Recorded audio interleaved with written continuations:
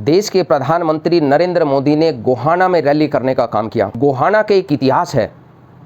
जिस जिस नेता ने और जिस जिस पार्टी ने गोहाना में रैली करने का काम किया उसे हार का मुंह देखना पड़ा, ये इतिहास में दर्ज है।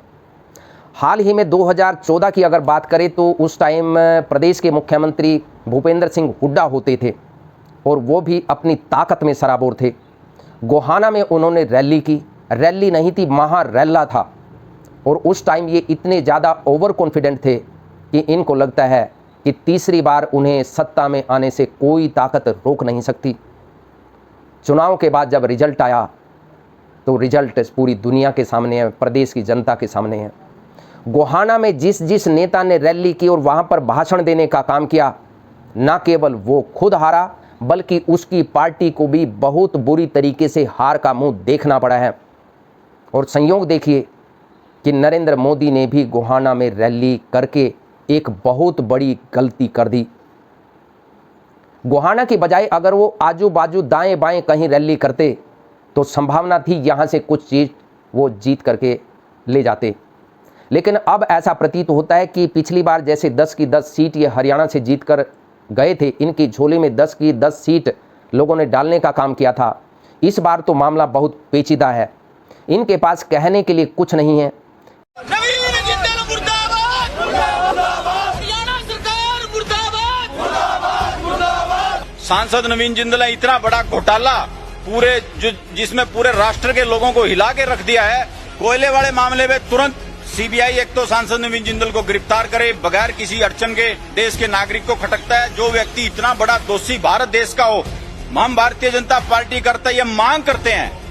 कोयला घोटाला जो है वो संपदा से खिलवाड़ है, हमारी संपदा के साथ घोटाला किया गया है। ये तो मुकदमा देशद्रोह का बनता है। हमारी मांग है कि नवीन जिंदल के ऊपर देशद्रोह का मुकदमा।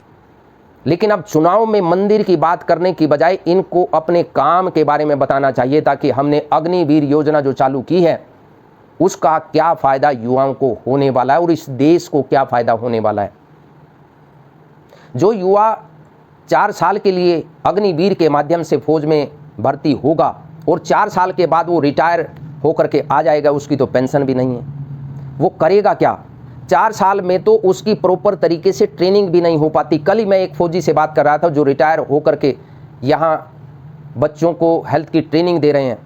वो खुद हैरान थे कि केवल 4 साल की बात नहीं है, 5-7 साल चाहिए एक रंग रूट को एक अच्छा फौजी बनने के लिए।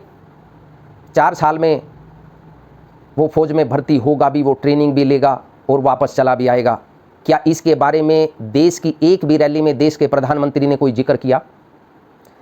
काले धन का जिक्र 2014 से पहले बहुत सुना करते थे, लेकिन क्या काला धन वापस आया इसका जिक्र प्रधानमंत्री ने किया? जो स्विस बैंक में काले धन की बात करते थे, ब्लैक मनी रखने वालों को कितनों को इन्होंने सलाखों के पीछे डालने का काम किया, बल्कि उल्टा किया कि जितने काला धन वाले आरोपी थे, जिनको ये तथाकथित भ्रष्टाचारी कहते थे, कोयला खाने वाला कहते थे और न जाने किन किन नामों से पुकारने का काम करते थे, उनको बीजेपी में शामिल करके किसी को चीफ मिनिस्टर बनाने का काम कर दिया, किसी को डिप्टी सीएम बनाने का काम कर दिया, किसी को सेंटर में मंत्री बनाने का काम कर दिया। और हरियाणा में तो इनके पास कैंडिडेट तक नहीं थे।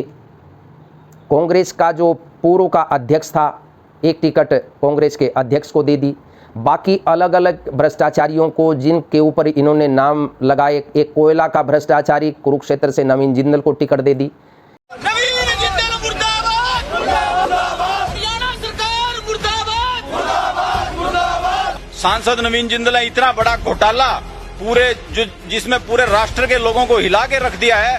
कोयले वाले मामले में तुरंत सीबीआई एक तो सांसद नवीन जिंदल को गिरफ्तार करे, बगैर किसी अड़चन के देश के नागरिक को खटकता है। जो व्यक्ति इतना बड़ा दोषी भारत देश का हो, हम भारतीय जनता पार्टी करता ये मांग करते हैं। कोयला घोटाला जो है वो संपदा से खिलवाड़ है, हमारी संपदा के साथ घोटाला किया गया है। ये तो मुकदमा देशद्रोह का बनता है। हमारी मांग है कि नवीन जिंदल के ऊपर देशद्रोह का मुकदमा दर्ज किया। इनके पास कहने के लिए ये बात नहीं थी कि हमारी बड़ी पार्टी है, लेकिन हम टिकट देने के मामले में कांग्रेस के भ्रष्टाचारियों को ही ढूंढ ढूंढ कर टिकट देते हैं। क्या इसका जिक्र इन्होंने गोहाना की रैली में, अम्बाला की रैली में, किसी रैली में इन्होंने जिक्र किया कि हम कांग्रेस के भ्रष्टाचारियों को शामिल करके उनको टिकट देने का काम क्यों करते हैं और इससे इस देश का क्या लाभ होने वाला है, इस समाज का लाभ क्या होने वाला है? क्या देश के प्रधानमंत्री ने किसी को ये बात बताई? नहीं बताएंगे, क्योंकि बताने के लिए इनके पास कुछ है ही नहीं। महिलाओं के सम्मान की बात अगर करेंगे तो कहाँ जाकर करेंगे? पश्चिम बंगाल की करेंगे, मणिपुर की बात नहीं करेंगे, हरियाणा की बात नहीं करेंगे। हरियाणा को अपना घर बताने वाले नरेंद्र मोदी को गोहाना में बताना चाहिए था कि यहाँ की महिलाओं के सम्मान के लिए हमने क्या किया। महिला पहलवान जो जंतर मंतर पर एफआईआर दर्ज कराने की मांग को लेकर के बैठी थी, ये क्यों मौन रहे? इनके मौन रहने के पीछे का कारण क्या है? एक आरोपी मंत्री कैबिनेट में, खट्टर की कैबिनेट में कैसे बिना पोर्टफोलियो के मंत्री बने हुए थे, खेल मंत्री, जिनके ऊपर संगीन आरोप उन्हीं के डिपार्टमेंट की एक कोच ने लगाए, उसका जिक्र तक नहीं किया। इसलिए ध्यान रखिए कि इस बार का चुनाव बहुत अलग चुनाव है। और क्योंकि एक गलती नरेंद्र मोदी गोहाना में रैली करके कर चुके हैं, और गोहाना में जिसने भी रैली की उनका बंटाधार हुआ है, ये इतिहास में दर्ज है। अब देखना ये होगा कि गोहाना की रैली इस बार ऊंट को किस करवट लिटाती है। नवनिर्माण पार्टी आपसे अपील करती है कि इंडिया गठबंधन के कैंडिडेट को वोट करने का काम कीजिए, ताकि अग्निवीर योजना जो चलाई हुई है युवाओं को मारने के लिए, क्योंकि अग्निवीर योजना ही ये एक ऐसा मात्र साधन था फौज में जाने का, जो अग्निवीर योजना ला करके उनको बर्बाद करने का काम किया। लेकिन फौज में एक सपना होता था एक किसान के बेटे का, एक गरीब परिवार के बेटे का, कि मैं आसानी से अपनी फिजिकल एक्सरसाइज करके फौज में जाकर इस देश के ऊपर न्योछावर हो सकूं। वो सपना भी इन्होंने चकनाचूर करने का काम किया। इसलिए ध्यान रखिए कि आप वोट जब डालने जाएं तो आप अग्निवीर योजना को ध्यान में रख करके वोट कीजिए, आप महंगाई को ध्यान में रख करके वोट कीजिए, आप महिलाओं के सम्मान को ध्यान में रख करके वोट कीजिए, आप किसानों की जो शहादत हुई है, 900 किसानों की शहादत को ध्यान में रख करके वोट कीजिए, किसानों के ऊपर गोली चलवाने और सड़क पर कील गड़वाने को ध्यान में रख करके वोट कीजिए।